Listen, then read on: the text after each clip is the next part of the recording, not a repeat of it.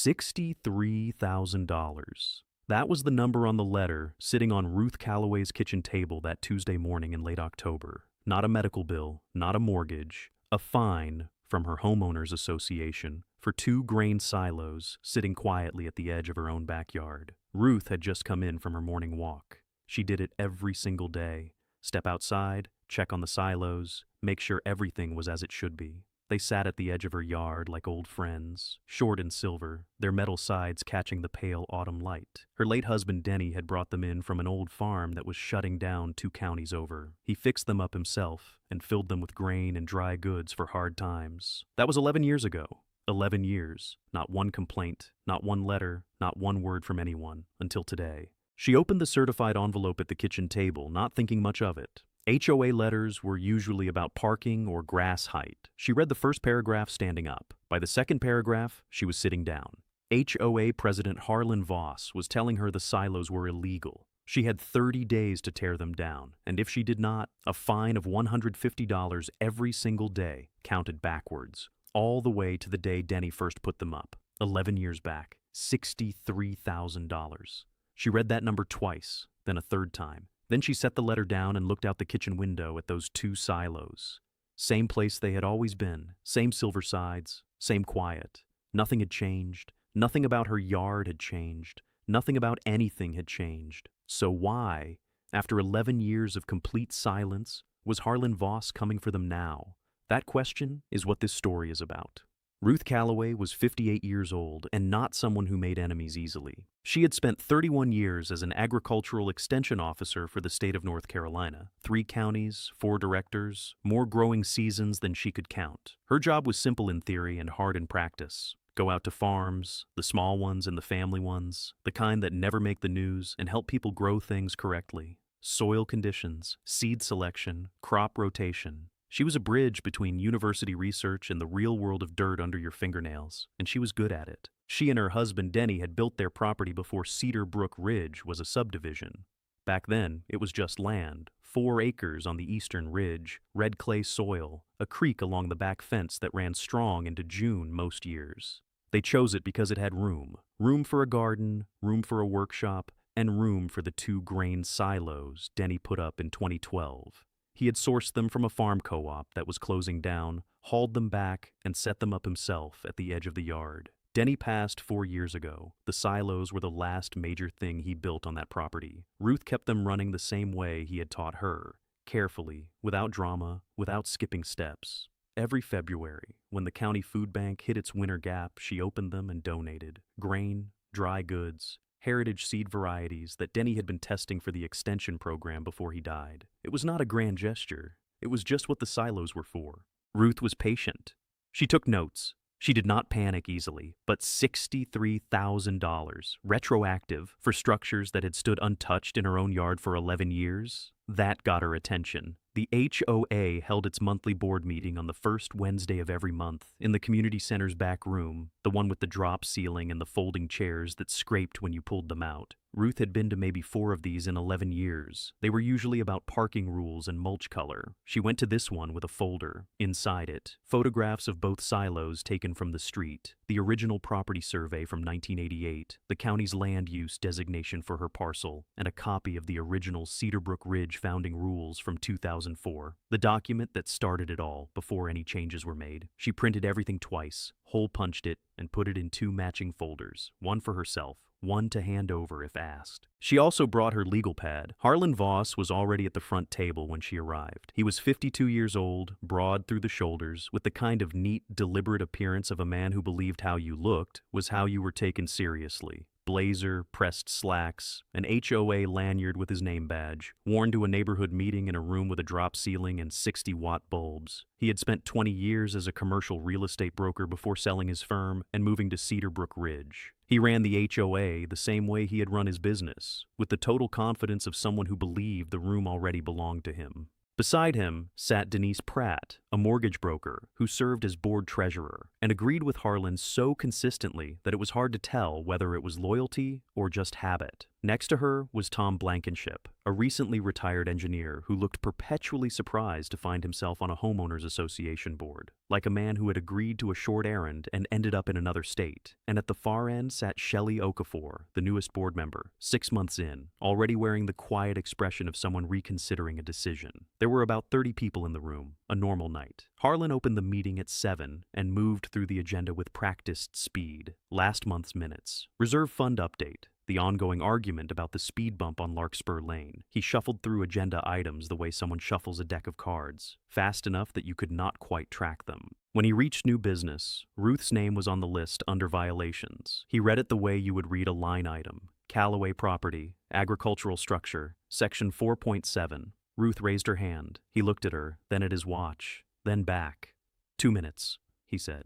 She used them precisely. She told the room that the silos had been built in 2012, 3 years before Harlan joined the board and 8 years before the current fine process was written. She said the founding rules in effect when the silos were built had no restriction on agricultural storage for properties with a rural residential county designation. She held up the 2004 founding document so the room could see it existed, and she said the fine rule used against her, section 9.4, appeared in a change made to the rules in 2021, one she had no record of residents ever voting on. Then she asked Harlan, directly, to show the room the documentation for that 2021 change. Meeting records, vote counts, resident notification records.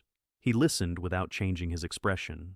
When she finished, he was quiet for exactly 3 seconds. Then he said the change had been properly done. He said the silos were visible from the street, which made them a community concern. He said the fine stood. Ruth asked again for the records. He said records were available through a written request to the HOA office. Then he moved to the next item on the agenda. Ruth did not argue. She wrote it down. In 31 years of extension work, she had learned one thing about meetings. You do not win in the room. The room is a performance. You win in the paper trail, and the paper trail starts with knowing exactly what was said, by whom, and in what order. On the drive home, she identified 3 problems with Harlan's position. First, her property's rural designation was county level, not HOA level. That was a meaningful difference. County land use decisions can override HOA rules, especially for structures built before the HOA had any authority over that parcel. Second, the 2021 rule change that introduced retroactive fines was exactly the kind of major change that required residents to vote on it under North Carolina law. If no residents voted, it might not be legally binding at all. Third, the silos had been fully visible from the street for 11 years. If they were a problem in the eyes of the community, they were a problem in 2013, in 2016, in 2019. The board had been there. Harlan himself had lived in the neighborhood for 8 of those years. Nothing about the silos had changed. Something else had. She circled that thought 3 times on her legal pad and went to bed thinking about what had changed and who had decided to change it. The next morning, Ruth submitted a formal records request by certified mail. She was specific. She asked for all HOA meeting records from 2019 to the present, all documentation for any rule changes made after 2019, all vote counts and resident notification records for those changes, and the complete fine file for her property, including the date the violation was first recorded, who filed it, and any related internal communications. She kept the tracking number, she kept the return receipt. Then she waited. In extension work, Ruth had learned to read organizations the same way she read soil, not just by what was there, but by what was missing. A healthy organization has records, meeting notes, vote counts, notification logs. When that paper trail gets thin, something is wrong. Sometimes it is just disorganization, but sometimes the thinness is deliberate. Someone chose not to create the paper, or made it disappear, because having it would cause problems. Harlan's office took 8 days to respond. 8 days was the legal maximum. The packet arrived on a Thursday. Ruth opened it at the kitchen table. It was thin. The entire documentation for the 2021 rule change was 1 page. 1 page for a major change to the founding rules of a neighborhood of over 200 households. No vote count, no list of residents who were told about it, no record showing enough board members were present. The meeting was marked as a special session, a type of meeting that, under the HOA's own bylaws, required written notice to all residents at least 14 days in advance, stating the purpose of the meeting. No copy of that notice was in the packet. Ruth went to her filing cabinet and pulled out every HOA newsletter she had kept since 2018. She went through them month by month. October 2021, November 2021, December 2021, and the 2 months on either side. No announcement of a special session, no mention of a rule change, no notice of any kind. The rule change that gave Harlan Voss the power to fine Ruth $63,000 had appeared, as far as the paper showed, from nowhere. She called a real estate attorney named Patricia Solano that week. A neighbor had used her for a property dispute 2 years earlier and said she did not waste words or charge for hours she had not earned. Ruth called on a Friday afternoon. Patricia picked up herself. Ruth gave her the short version, 11 years, $63,000, retroactive fine, a 1-page rule change with no vote record and no resident notice. Patricia was quiet for a moment. Then she said, "Send me the documents and I will look at them over the weekend." She called back Monday morning. Her reading was direct. If the 2021 change had been adopted without proper notice and a resident vote, the fine mechanism it created was almost certainly unenforceable under North Carolina law. Major rule changes require a process, notice, enough board members present, and often a resident vote. A 3-person board meeting in a room with no residents and no notification on record does not meet that standard. She said they had a real argument. Ruth also called the county zoning office that week. She spoke with a coordinator named Felix Odom, who pulled up her parcel while she was on the phone. He confirmed what she had believed. Her property still carried its original rural residential agricultural storage designation from before the HOA existed. He sent written confirmation on county letterhead, signed and dated. She put it in the folder. Then the second letter arrived. It came 12 days after the first. Same HOA letterhead, same certified mail. This one cited a new violation, the gravel path between the silos and the back gate, described as an unapproved change to the property under a different section of the rules. The path was 4 feet wide. It was made from the same material the HOA used in its own common area walkways. Ruth had put it in during the spring of 2013, the year after the silos went up, because walking that stretch in wet weather turned the ground into mud. It had been there 11 years. No one had ever said a word about it. She set the second letter next to the first and looked at them both. 2 violations in 2 weeks. Both retroactive, both for things that had sat on her property, in plain sight, for over a decade. The gravel path was not a coincidence. Someone was building a file against her property, and they were doing it fast. 3 days later, a contractor Ruth did not recognize parked in front of her house. White pickup truck. No company markings. A man got out, walked to the edge of her property line, and spent 45 minutes photographing the silos from different angles. He did not ring the bell. He did not introduce himself. When he got back in the truck and left, Ruth had his plate number written down. She called the HOA office. The person who answered said the visit was a routine assessment. Ruth asked who had authorized it. The person paused, then said she would need to submit that question in writing. Ruth thanked her and hung up. She ran the plate. It came back registered to a business. She wrote the name on a new page of the legal pad, drew a box around it, and put a question mark next to it. The name was Ridgeline Property Advisors. She did not know what that was yet, but she was going to find out. Ridgeline Property Advisors took Ruth about 40 minutes to trace. She started with the county property records, the same database she had used in her extension work for years. She found that Ridgeline had filed an access request on her parcel, logged under the HOA's maintenance agreement within the past 60 days. The access agreement covered a drainage area along her back fence line. The silos were 40 feet from that fence. Whatever Ridgeline had been doing, photographing grain storage from the front curb had nothing to do with drainage work. The access filing was either a mistake or a deliberate misuse of the agreement to justify being there. But that was not the part that made Ruth stop. The part that made her stop was the ownership record. Ridgeline Property Advisors was a single-owner business registered in North Carolina in 2020. The sole owner was listed by name, Derek Voss. She sat with that for a moment. Then she searched Derek Voss, professional profile online, property assessment specialist, previously with a Charlotte firm, started Ridgeline in 2020. Family listed in his biography, brother Harlan Voss, Cedar Brook Ridge, North Carolina. She wrote it down, underlined it twice. Then she went back to county records and searched every HOA contract filed for Cedar Brook Ridge from 2020 to present. Ridgeline Property Advisors appeared 3 times. An assessment contract in 2021, a property study in 2022, an ongoing survey in 2023. Combined, $47,000. Not one of those contracts showed a competitive bidding process. Not one included a disclosure that the contractor was the HOA president's brother. Ruth closed the laptop and called Patricia Solano. Patricia's response was clear. What Ruth was describing, An HOA president steering tens of thousands in association money to his brother's company without telling anyone was a serious conflict of interest. The HOA's own bylaws required board members to disclose any financial relationship with vendors getting association contracts and to step aside from any votes involving them.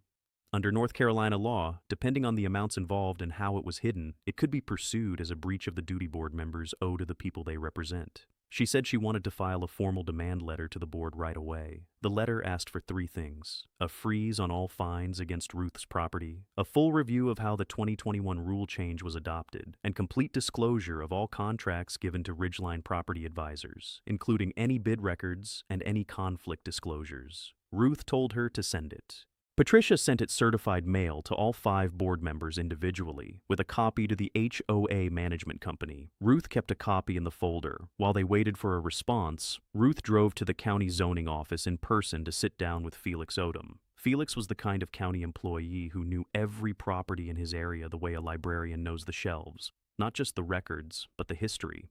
When Ruth explained her situation, he pulled up her parcel without being asked. Her rural residential agricultural storage designation had been recorded in 1988, 16 years before the Cedar Brook Ridge HOA even existed. Under county rules, that designation stayed in effect unless the property owner asked to change it. Ruth had never asked. Nobody on her behalf had ever asked. The silos were completely within the use category the county had assigned her land long before the HOA had any say in it. Felix printed the confirmation on official letterhead, signed it, had it stamped, and handed it across the desk. "Keep that," he said. "That is a strong document." Harlan Voss did not respond to the demand letter. Not in 3 days, not in a week. His attorney, a community association lawyer named Bradley Keene, whose website described him as a tough advocate for HOA rights, sent a response 10 days later. It did not address the questions about how the 2021 change was adopted. It did not address the Ridgeline contracts. It simply said the HOA stood by its position and the fines were valid. And it added one new line near the end, written in the flat tone lawyers use when they want something to sound like routine business. Failure to remove the cited structures by December 15th will result in the HOA engaging a contractor for removal at the homeowner's expense, to be placed as a claim against the property. They were threatening to come onto her property and physically tear down Denny's silos, then send her the bill. Ruth called her neighbor Cecilia Wren that evening. Cecilia was 71, a retired schoolteacher who had lived 2 doors down for 20 years. She was the kind of neighbor who remembered everything: which package was misdelivered, which contractor had parked where, which families had moved away and when. She came over and sat at Ruth's kitchen table. Ruth showed her both letters. Cecilia read the removal threat twice. Then she set the letter down and looked at Ruth. "They are not touching Denny's silos," she said. "No," Ruth said. "They are not." They sat with that for a moment. The certainty of it, and also the weight of it. Because certainty is not a legal plan. You can be completely right and still lose if you do not have enough evidence, enough time, enough people willing to stand up and say, "This happened to me too." The deadline was 6 weeks out. Ruth looked at the legal pad. $47,000 in hidden contracts. A rule change passed without following the rules. A county document that put her land outside the HOA's reach. A pattern of retroactive fines against structures that had stood for years without a word. It was a strong position. Patricia had said so, but a strong position needs witnesses. It needs a record. It needs other people willing to stand up and say, "This happened to me too." She did not know yet if she had that. She was about to find out. Ruth posted to the neighborhood forum on a Sunday evening. She was careful about what she wrote. She did not accuse anyone of anything. She did not use the word fraud. She did not name Harlan Voss or mention the Ridgeline contracts. She wrote 4 plain paragraphs: the timeline of her violation notices, the fine amount, the questions she had raised about the 2021 rule change, and the county confirmation she had received. Then she ended with one question: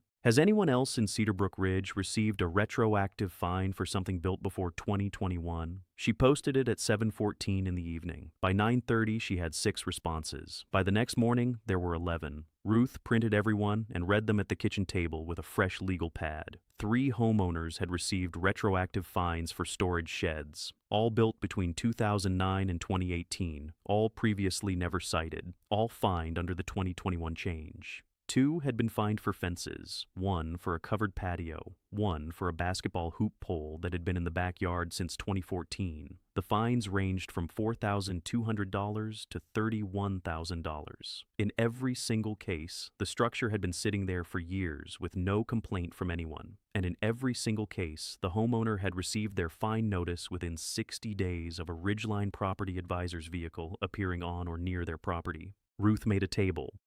4 columns: homeowner, structure, fine amount, date of Ridgeline visit. 11 rows. The pattern was so clean it looked like something designed rather than something stumbled onto. She called Patricia. "That is not a dispute anymore," Patricia said. "That is a scheme." Here is how the scheme worked, as best as Ruth and Patricia were able to piece it together. Harlan had used the HOA board, which he controlled through Denise Pratt's reliable agreement and Tom Blankenship's general disengagement, to push through a major rule change at a special session that was never properly announced and never put to a resident vote. The change did 2 things. It gave the board broader authority over how properties looked, and it introduced a retroactive fine system that allowed violations to be dated back to when a structure was originally built, not when it was first reported. That second part was the engine of the whole operation. Retroactive dating is how an 11-year-old grain silo becomes a $63,000 fine. It is how a basketball hoop from 2014 becomes a $4,200 fine. The structures had not changed. The rules had not legitimately changed. But with the 2021 amendment in place, Harlan had a tool to put serious financial pressure on any homeowner he chose to target. The targets were selected based on Ridgeline assessments, which fed the fine process, which created work for Ridgeline, which paid Derek Voss, which benefited Harlan's family. The HOA was being used as a system to pull money out of the neighborhood. Harlan ran the system. His brother received the proceeds. Ruth needed a witness. Documents alone could be argued around, reframed, buried under procedure. She needed someone who had been in the room the night the 2021 rule change was passed. Someone with first-hand knowledge. Someone willing to put that knowledge on the record. She found him through Cecilia. His name was Walter Sprague, 64 years old, former high school football coach. He had served on the HOA board from 2019 to 2021 before resigning without explanation. Cecilia remembered the resignation. It had been sudden enough to generate neighborhood talk, though nobody knew why. Walter had moved to a smaller house on the west side of the development after his wife passed, and had kept mostly to himself since. Cecilia called him. He agreed to meet. They sat at his kitchen table on a Wednesday afternoon, Walter, Cecilia, and Ruth. He had made coffee and set out a plate of store-bought cookies that nobody touched. He was a large man, careful in how he moved, with the deliberate way of speaking that comes from years of choosing words in front of teenagers. He described the November 2021 special session without needing to be prompted. He remembered it clearly. Harlan had called it on 8 days' notice, not the 14 days the bylaws required, by sending an email to board members only. No notice to residents, no advance agenda.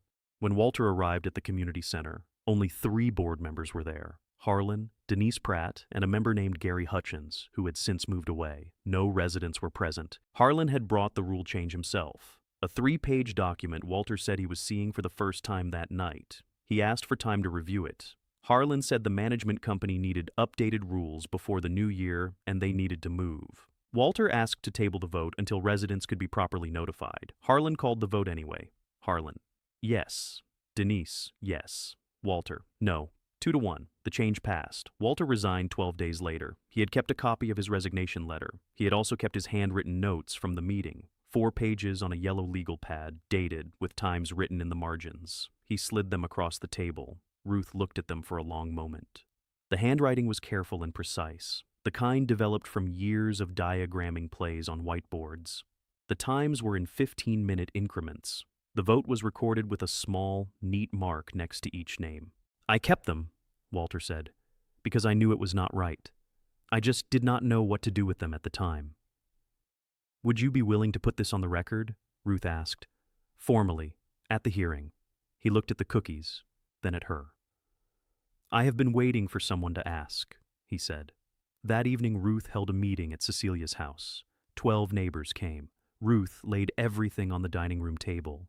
The pattern of 11 fines, the Ridgeline contracts, Walter's notes, the county document, Patricia's legal analysis. She took 40 minutes. She used the same plain language she had used in the forum post. No accusations beyond what the record showed, no drama, just the sequence of events and what each piece meant. When she finished, the room was quiet.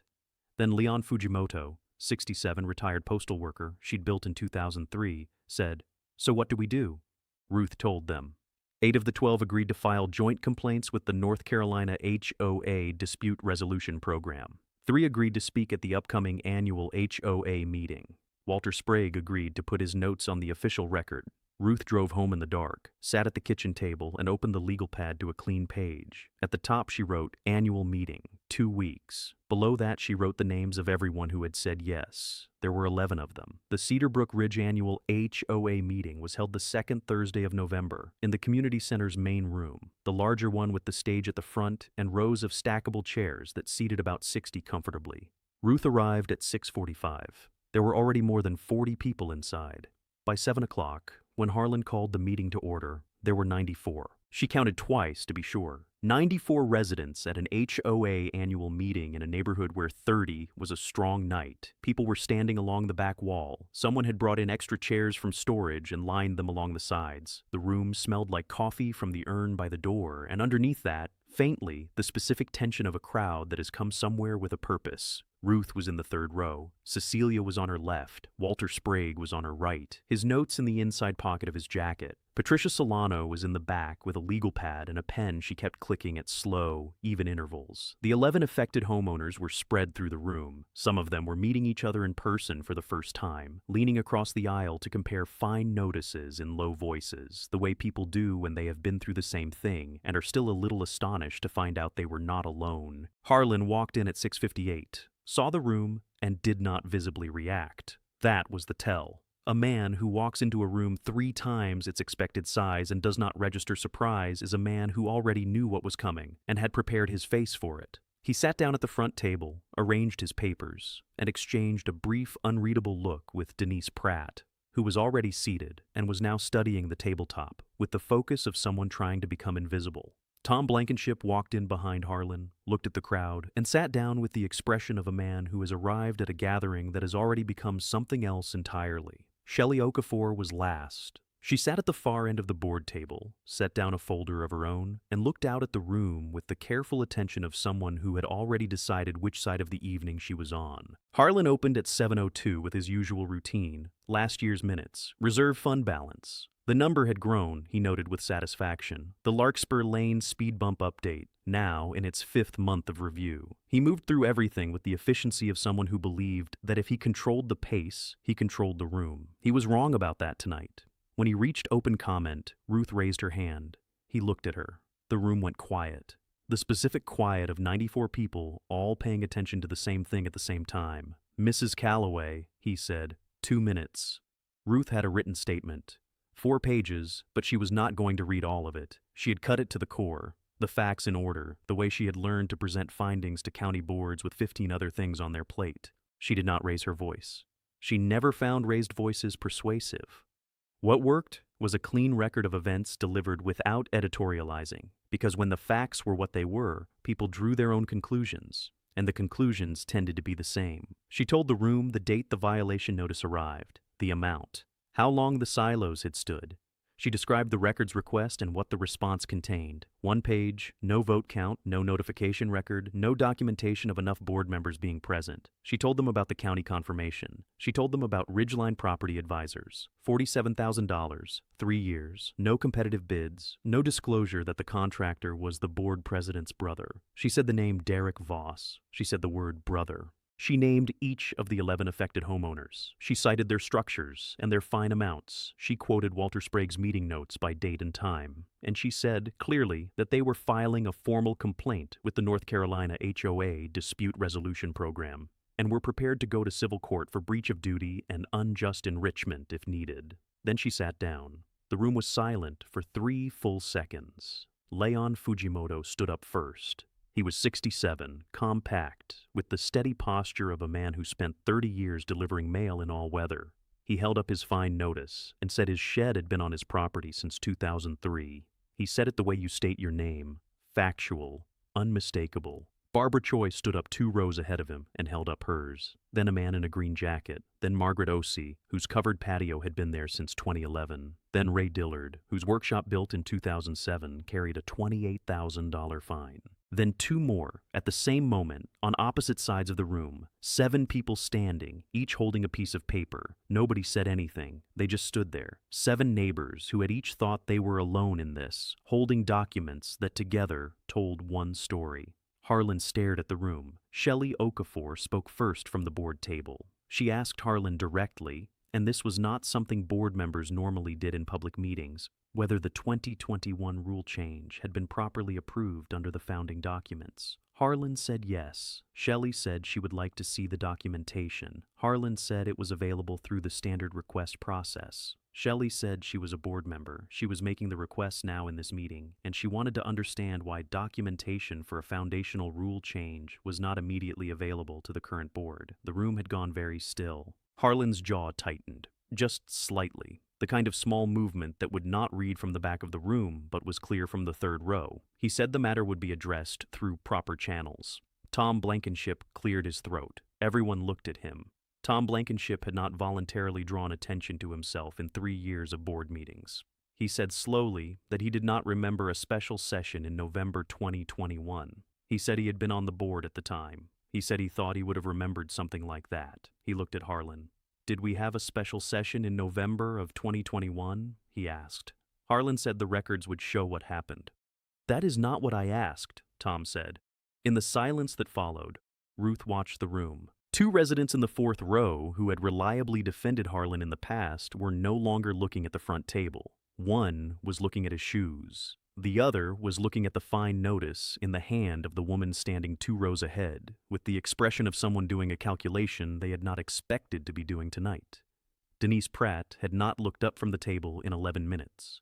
Harlan called a 15-minute recess. He said the matter would be handled through proper channels, that the board took all concerns seriously, and that the meeting was adjourned for the evening to allow time for review. He gathered his papers. He did not make eye contact with the room. He did not make eye contact with Ruth. As he walked toward the door, Ruth watched him, the way she had learned to watch things that mattered, quietly, completely, without looking away. She wrote 1 word in the margin of her statement: soon. 6 weeks after the community meeting, Ruth received a call from a woman named Maya Tran. Maya was the county's emergency preparedness coordinator. She had gotten Ruth's name from Felix Odom at the county zoning office. She explained that the county had been quietly building a regional emergency food storage plan, a response to 2 straight drought years that had shown serious gaps in the county's ability to feed people during extended supply problems. They had put together a short list of private properties with existing storage that might serve as partnership sites. Ruth's silos were on the list. Maya had been meaning to reach out for months. When she saw Felix's notation on Ruth's parcel, the county confirmation he had prepared for the HOA dispute, she realized she needed to call sooner. She asked if Ruth would be open to a formal county partnership. Ruth said yes. Then she told Maya about the HOA's removal threat and the December 15th deadline. There was a pause. "If those silos come down,"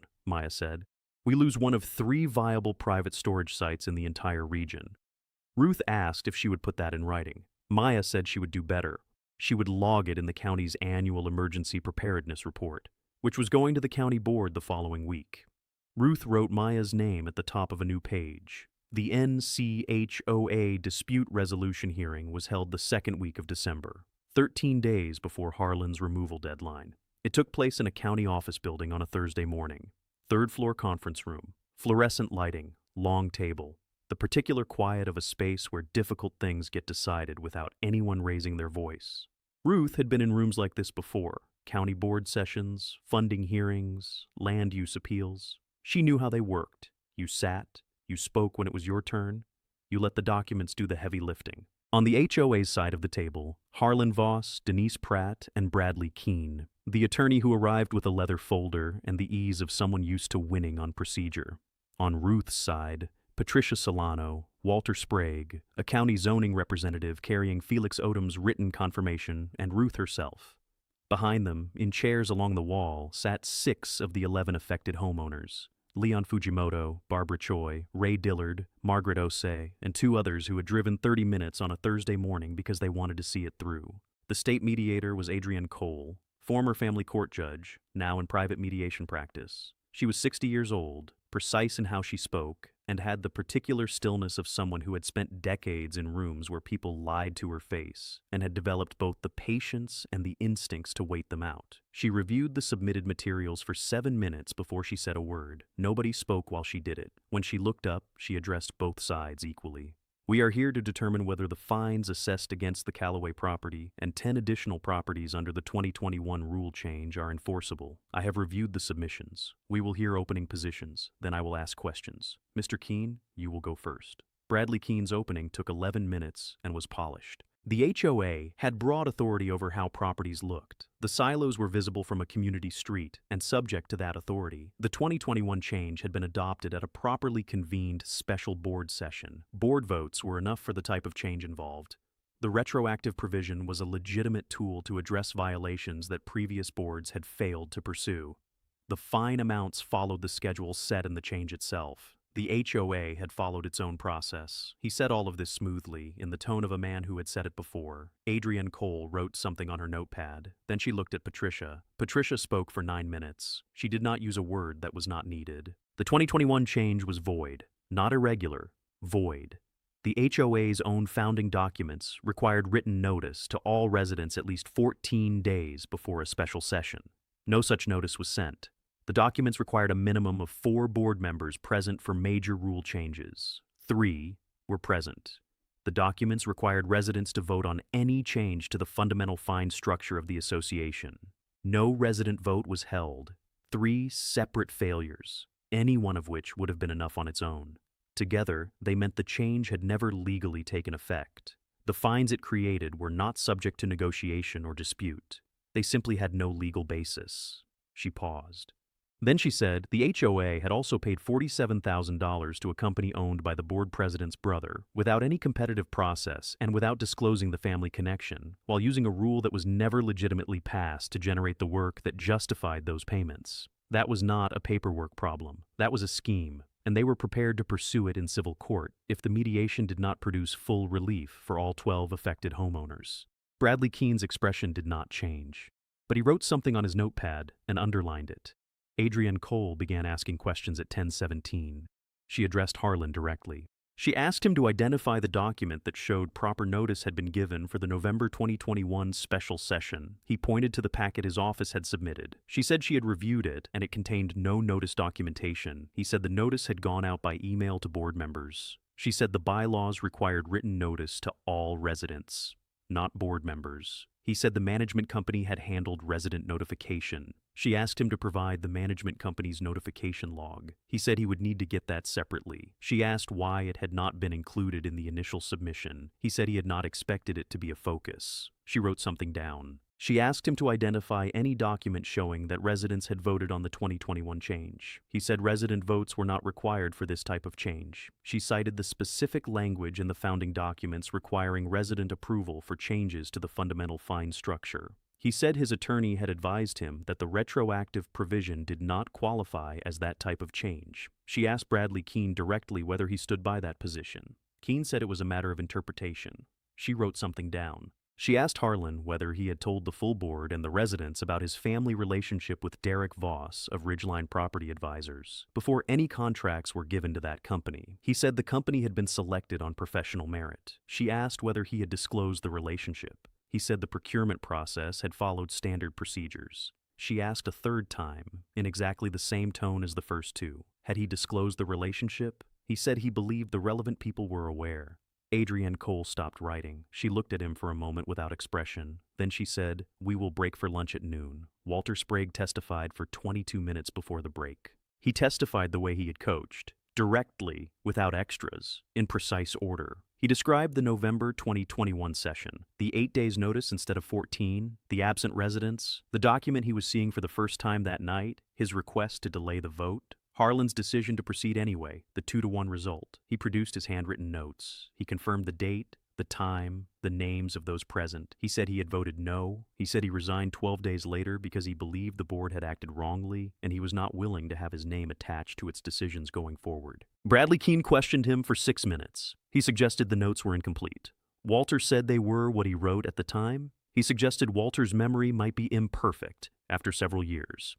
Walter said he had kept notes specifically because he anticipated his memory being questioned. He suggested Walter had a personal grievance against the current board. Walter said he had professional objections to its governance practices, which was a different thing entirely. Keene sat down. Maya Tran's written statement was read into the record after lunch. It stated that the County Emergency Preparedness Plan had identified Ruth Calloway's grain storage structures as a designated private partnership site in the Regional Emergency Food Network. It stated that the silos were one of only 3 viable private sites in the county. It stated that demolishing them would be a direct loss to the county's emergency capacity and would require the county to find and fund replacement infrastructure. It formally requested that any outcome of the HOA dispute preserve the silos. The room was quiet while Patricia read it.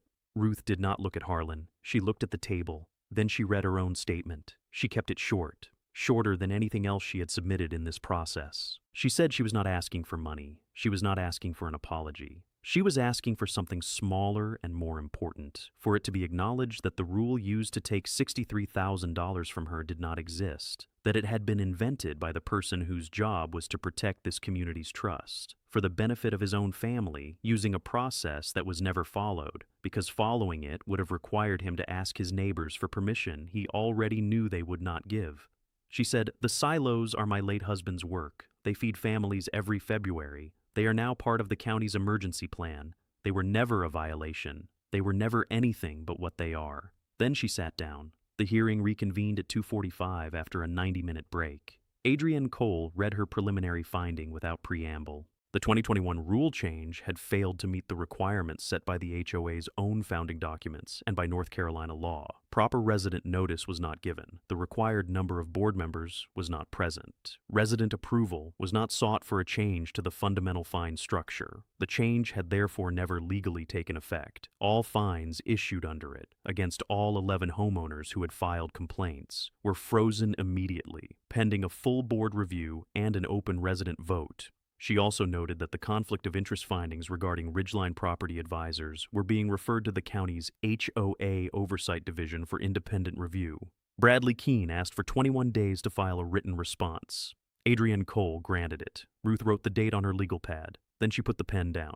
Across town, at that same hour, the county board voted to formally include Ruth's silos in the county emergency preparedness plan. The local newspaper's county reporter was in the room. She filed a brief. It mentioned the HOA dispute. By that evening, it had been picked up by 2 regional outlets. Harlan Voss drove home from the hearing. He did not file a response. On day 19 of his 21 days, he resigned from the HOA board. 2 sentences in an email to the remaining board members. Personal reasons. No mention of the silos. No mention of Ruth. The silos were still standing. It came in a plain envelope, standard mail, no certified return receipt. After months of certified letters and legal filings and documents designed to create fear, the resolution arrived in something Ruth could fold in half and put in her coat pocket. She read it standing at the mailbox in the cold.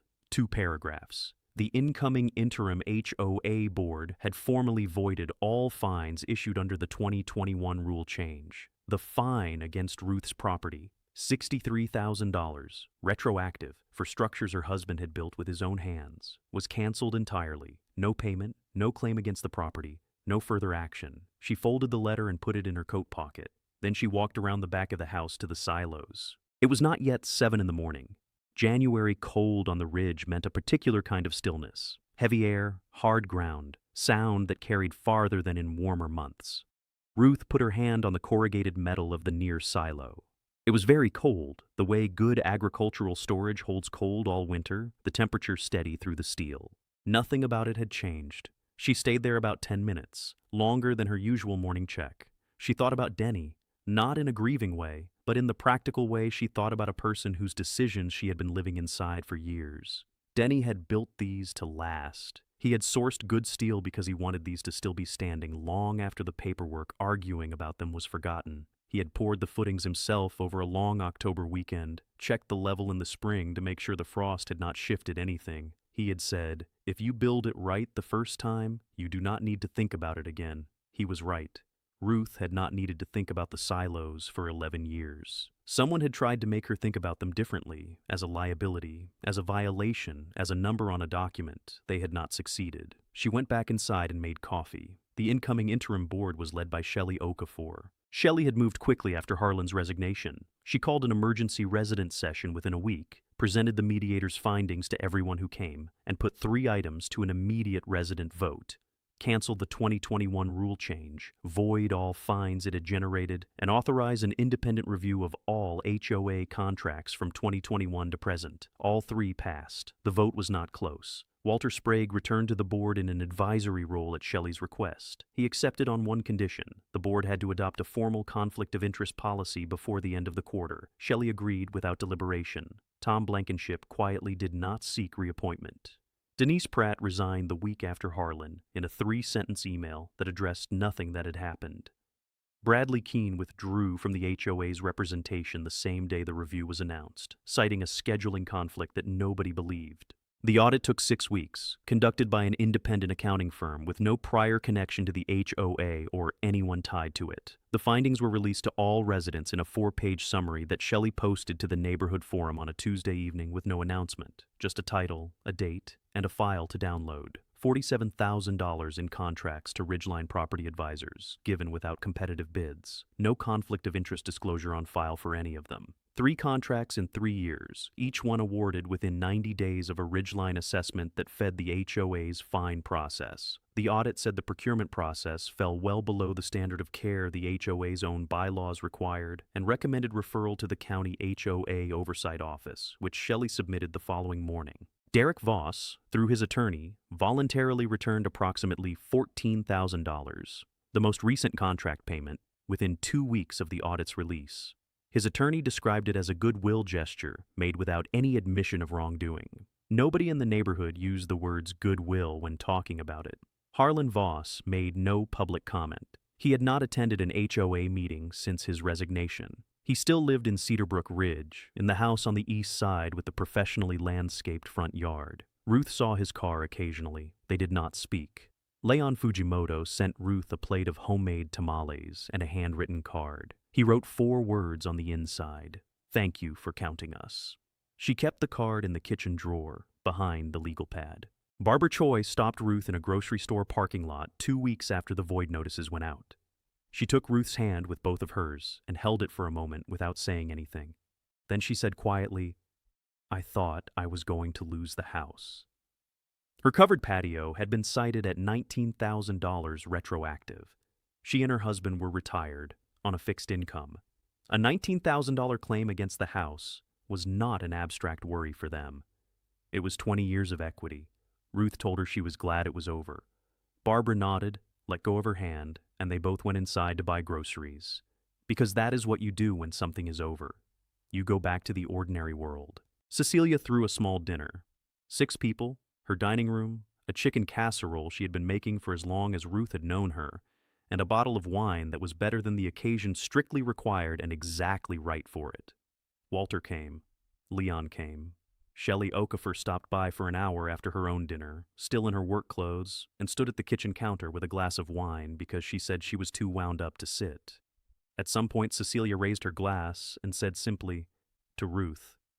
Ruth said something to redirect the attention, and everyone laughed, and they moved on. But she remembered the moment, the room, the light, these people who had shown up, the particular relief of sitting in a warm house in January, knowing that what was outside was still standing. Shelley sent a formal letter on HOA letterhead the following week. It was institutional, not personal, which was the right register. It acknowledged Ruth's role in bringing the procedural failures to light. It outlined the governance changes the new board was putting in place. Transparent rule change procedures with proper resident notification periods, open resident votes for all major changes, annual conflict of interest certifications for every board member and every vendor, and an independent financial review every 2 years. It was the careful language of an organization that had been burned and was determined not to burn again. Ruth read it twice. Then she filed it in the folder, behind all the other documents. The folder was close to an inch thick now. She put an elastic band around it, wrote the date on the tab, and put it back on the shelf. You keep records, always. In February, the food bank called. They called every February, the same week, because the winter gap hit the same way every year. The holiday donations were spent. Spring was months away, and the families who needed consistent access to dry goods felt the gap first. Ruth had been on their February call list for 7 years. This year, when she opened the silos, Maya Tran from County Emergency Management was there for the handoff. Maya brought a county intern with a camera and a clipboard. She was warm but efficient. Shook Ruth's hand, walked the perimeter of both silos with the clipboard, noted the storage capacity and contents, signed the partnership agreement they had finalized in January. The donation was logged as part of the county's emergency food resilience record. First time the annual donation had been officially documented in all the years Ruth had been doing it. The local paper ran 3 paragraphs. The headline called Ruth, a retired extension officer whose disputed silos now anchored the county emergency preparedness plan. She read it over breakfast, thought the word anchored was a bit much, and drove to the food bank to help with the unload. It took 2 hours. The grain and dry goods went to the same families they always went to. Those families did not know about the HOA dispute. They did not need to. They needed the food, and the food was there, the same as every year. The silos did what they had always been built to do. One afternoon in late January, Cecilia came over for coffee. They sat at the kitchen table, the same table where Ruth had read the fine notice. The same chairs, the same window looking toward the back of the property. Cecilia asked her, in the way Cecilia asked things, quietly and directly, "How are you actually doing?" Ruth thought about it. Then she told the truth. She said she was okay. She said the hardest part had not been the paperwork or the hearings or the attorney costs, though the attorney costs had been considerable. The hardest part had been the feeling. In those first weeks, reading the letter, sitting in that HOA meeting, watching Harlan Voss move to the next agenda item as though her situation were a line in a spreadsheet, that someone could simply decide her home was not hers, that 11 years of living somewhere, building something, putting a person you loved into the history of a place, could be undone by a number on a document if the person holding the document was willing to lie. That fear had been the worst part, she said. Not anger, fear. The specific fear of the ground being pulled out from underneath you. Cecilia nodded, but it turned out the ground was still there, Ruth said. It turned out the document was wrong. And it turned out she knew how to read it. They drank their coffee. Outside, through the kitchen window, the silos stood in the January light, quiet and cold, and exactly where Denny had put them. Before we close out Ruth's story, there is something worth saying directly to anyone watching this who has ever opened a letter and found a number that did not belong to them. HOA authority is not automatic. It comes from founding documents, from state law, and from procedures that have to be followed correctly, or the authority falls apart. A violation letter is not proof of a violation. A fine is not money you owe until it has a proper legal foundation behind it. When you receive a retroactive fine for something that has been sitting on your own property for years with no complaint from anyone, that deserves a question, not a payment. The first thing you do is read the founding documents, the full rule book, the bylaws, the original property records. Read the version that was in effect when the structure was built, not just the current version, because rule changes can be illegitimate, and the original document is the floor everything else has to be measured against. Then you read your state's HOA law. Every state has one. In North Carolina, it is Chapter 47F.